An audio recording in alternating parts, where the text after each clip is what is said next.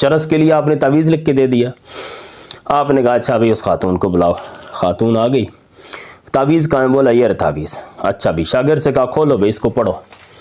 شاگرد نے تعویذ کھولا تو اس میں لکھا ہوا تھا کہ اے اللہ، تعویذ کے اندر انہوں نے یہ لکھا تھا کہ اے اللہ، جن لوگوں کے مقدر میں تو نے چرس پینا لکھ دیا ہے ان کو اس مائی کی دکان کی طرف پھیر دے.